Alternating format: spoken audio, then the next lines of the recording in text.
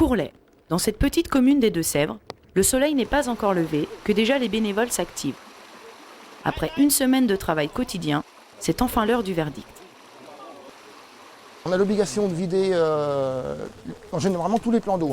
On doit les vider tous les 3 ans, c'est une loi. Donc on a ouvert en tout l'étang le lundi, le mardi, le mercredi et le vendredi. Ça représente environ une trentaine d'heures d'ouverture pour arriver à baisser le niveau. À l'ouverture des vannes le samedi matin, le poisson se fait plutôt rare. Mais après quelques minutes d'attente, ce sont des dizaines de variétés de poissons qu'il faut trier, compter et peser. Ouais, je crois qu'on arrive à 450 kg de carpe, 120 kg de gardon et 55 kg de carnassier, cendre et brochet. Et on a récupéré une anguille aussi. Il a fallu environ 5 heures aux bénévoles pour venir à bout de l'étang et de toute sa faune. Mais c'est uniquement par ce biais que l'entretien et l'alvinage de l'étang est possible. Ce qui compte, c'est qu'on voit le poisson, ce qu'on récupère comme poisson, de manière à alviner d'une façon cohérente. De ne pas mettre, comme je l'ai dit tout à l'heure, de la carpe si on en a beaucoup trop, quoi. C'est ce que ça apporte en fin de compte. Et puis bon, il faut le vider pour éviter qu'il s'envase. Il faut ouvrir de temps en temps régulièrement aussi la bonde, parce qu'on vide tous les 3 ans, mais on ouvre la bonde tous les 6 mois de manière à éviter les risques d'envasement. Un tuyau se raccordant à une réserve adjacente doit être évacué, permettant ainsi le remplissage de l'étang. Les poissons y sont donc remis en attendant le printemps, pour le plaisir des pêcheurs, chanceux ou pas. Alors moi, je viens, je pêche, mais je prends rien. Je ne prends rien du tout.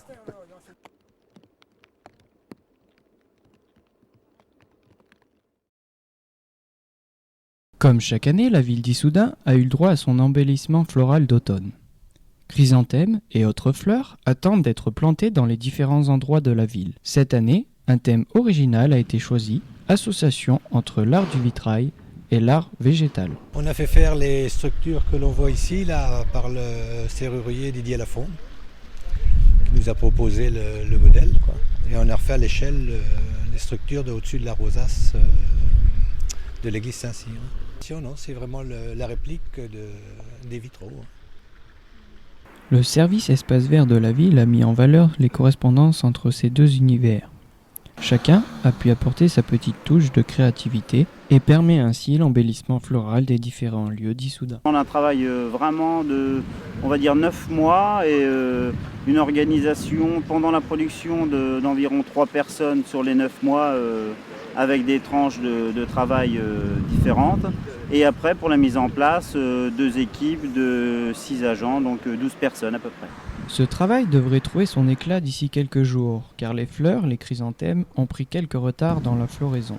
Cette année, nous avons eu par chance, on va dire, un temps qui était très ensoleillé. Et comme vous l'avez sans doute remarqué, les chrysanthèmes cascades ne sont pas très ouvertes. D'ici une quinzaine de jours, les bourgeons vont progressivement s'ouvrir. Les pensées seront alors en place pour un grand festival d'automne et de couleurs.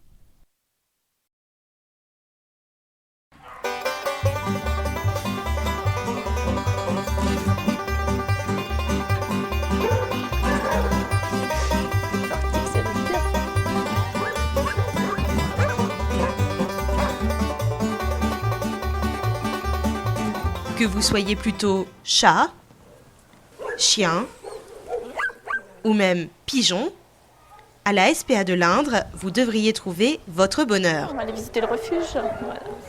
Le tout, c'est d'être sûr et certain de votre choix. Ici, environ 90 chiens et une 60aine de chats attendent un nouveau maître. Voilà, les chiens à l'adoption, on va les voir. Donc on a des cours et puis un bâtiment entier. Depuis des années qu'il existe, le refuge de Rosiers à Montier-Chaume a toujours 3 rôles. Il sert de pension pour les animaux dont les maîtres s'absentent, de fourrière pour ceux égarés et d'accueil pour les animaux abandonnés. Et finalement, les raisons pour laisser un animal se rejoignent souvent. C'est une mauvaise décision qui a été prise par la personne qui s'est amourachée d'un animal et puis qui se rend compte que ça pose des problèmes. Exemple tout bête, la semaine dernière, je suis là, il y a des gens qui sont au secrétariat, ils sont en train d'adopter un jeune labrador. Très bien. Le lendemain matin à 8 h, le personnel vient et dans un box, on trouve le labrador avec un papier ne s'entend pas avec ma chatte. J'allais dire un gros mot, ils pouvaient le vérifier quand même avant, ils pouvaient y penser. Mais ici, de nombreux animaux retrouveront bientôt leur maître. Après s'être égarés, ils ont été amenés pour être réclamés. Quant à ceux qui ne le sauront pas, après un délai de 2 semaines et quelques piqûres réglementaires, ils seront disponibles à l'adoption. C'est pourquoi la SPA rappelle que prendre un animal n'est pas un choix anodin. Un chien, ça mange, ça boit, ça fait des besoins, ça peut être malade. Si on s'en va chez la grand-mère, est-ce qu'elle a la possibilité? Si je vais au restaurant, je ne veux pas l'emmener, ou je l'emmène.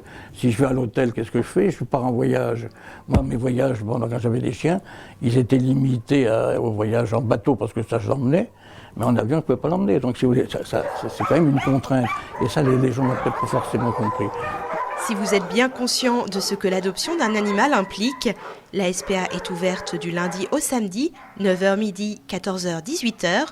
Pour un chien, comptez entre 88 et 145 €, entre 12 et 75 € pour un chat.